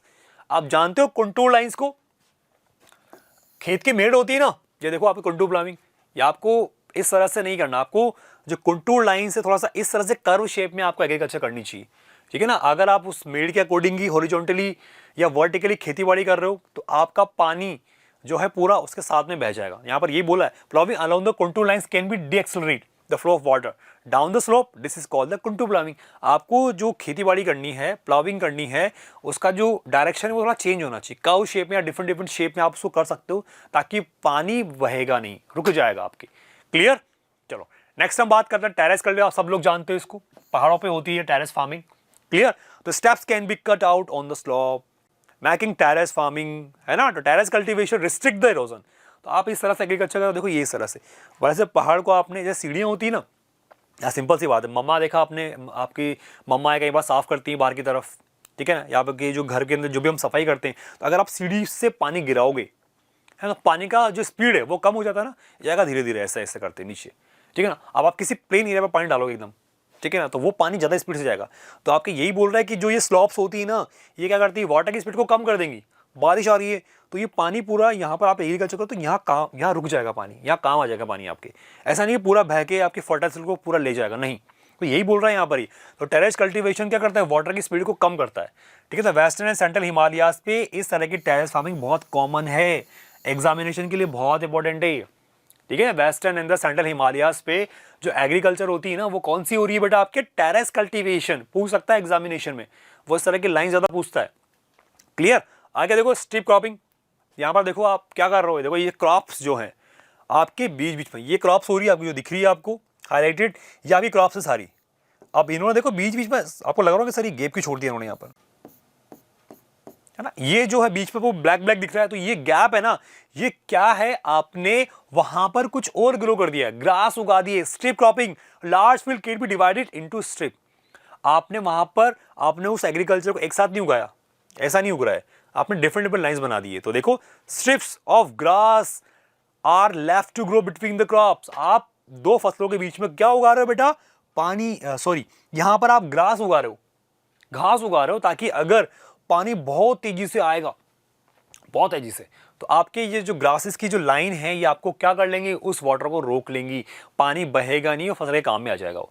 ऐसा ही कर रहे हैं यहाँ पर। ठीक है, साइड में देखो, अभी बहुत सारी पेड़ लगा दिए, इसके बारे में पढ़ेंगे यहाँ पर। तो ये तरह से देखो, यही चीज है, strip of grass are left to grow between the crops, this backs up the forces of the winds. ठीक है ना, ये आपके जो है विंड्स, आपकी जो हवा चलती है उनके फोर्सेस को कम करता है। या फिर अगर वाटर का फोर्स है तो आप क्या लगा दोगे वहाँ पर, ग्रासेस की स्ट्रिप लगा दोगे, तो आपके वाटर एंड विंड्स की स्पीड बिल्कुल कम हो जाएगी। उससे क्रॉप्स पे अफेक्ट नहीं पड़ने वाला है, मिट्टी खराब नहीं होगी आपकी। क्लियर। अब देखो शेल्टर बेल्ट्स के बारे में बात कर रहे हैं। ये देखो शेल्टर बेल्ट्स, दिखा आपको, ये जो शेल्टर बेल्ट्स है ना बेटा, ये देखो, ये इतने यहाँ पर ये पेड़ लगा दिया आपने, देखो ये इस तरह से पेड़ लगे हुए आपके। ये देखो क्रॉप्स तो यहाँ पर है, बीच में है क्रॉप्स आपके, ये क्रॉप्स हैं आपकी। क्लियर। तो ये इसको सेव करने के लिए आपने शेल्टर बेल्ट्स लगा दी, यहाँ पर लग रही है ना शेल्टर बेल्ट्स। तो देखो ये क्या है, planting lines of trees to create shelter also work in a similar way, row of such trees are called shelter belts. मतलब आपको क्या करना है, इस फसल को, इस क्रॉप्स को प्रोटेक्ट करने के लिए, बहुत हवा चलती है यहाँ पर, तो आप क्या करोगे, पेड़ यहाँ पर इस खेत के चारों तरफ बड़े बड़े पेड़ उगा दोगे आप। ठीक है ना, झाड़ियाँ उगा दोगे वहाँ पर। तो एक पेड़ का एक लाइंस क्रिएट करना, एक बेल्ट, यही आपको शेल्टर बेल्ट से, जो इसको पानी बहुत तेज आएगा यहाँ पर या हवा बहुत तेज चलेगी तो इस क्रॉप्स को प्रोटेक्ट करेगा बेटा। यही आपके शेल्टर बेल्ट से जानी जाती है। तो इस तरह से हम लोगों ने यहाँ पर देखा कि सॉइल कंजर्वेशन कैसे करना है। पहले हमने देखे तरीके ऐसे कौन कौन से हमें अडॉप्ट करने हैं जिनसे आपका जो सॉइल है वो ख़राब ना हो। आया समझ में। तो हमने आज लैंड रिसोर्सेज के बारे में पढ़ा, सॉइल रिसोर्स के बारे में पढ़ा, लैंड डिग्रेड किन वजहों से होता है वो हमने पढ़े। उसके बाद हमने पढ़ा कि उनको बचाने के तरीके कौन से हैं। आई बात समझ में। और हमने लास्ट देख लिया कि आपके जो रिसोर्सेज हैं, सॉइल रिसोर्सेज, उसको बचाने के लिए आपको कौन कौन से तरीके आप यूज़ कर सकते हो। गलत तरीके से फार्मिंग करोगे तब भी ज़मीन खराब होगी। आई बात समझ में। तो आज के लेक्चर में यही सब कुछ था। क्लियर। यहाँ पर तो the shelter belts have the contributed significantly to stabilization of sand dunes. यहाँ पर ये क्या बोल रहा है, ये शेल्टर बेल्ट्स आपके बहुत ज़्यादा यूजिंग में आ रहे हैं आजकल। कहाँ पर, वेस्टर्न इंडिया में। वेस्टर्न इंडिया में क्या है आपका, डेजर्ट, थार डेजर्ट। तो वहाँ पर जो रेत के टीले हैं वो बहुत ज़्यादा स्पीड से आपके ईस्टर्न साइड पे आ रहे हैं। तो उनको स्टेबलाइजेशन, स्थिर करने के लिए, रोकने के लिए, है ना, उन रेत के टीलों को। ठीक है ना, तो हम लोग इस चीज़ का यूज़ कर रहे हैं बच्चा। आया समझ में आपको। ओके बच्चों, तो आज के लेक्चर में यही सब कुछ था। अब हम नेक्स्ट लेक्चर में एक नया चैप्टर पे बात करने वाले हैं। तब तक के लिए tata, bye bye, take care.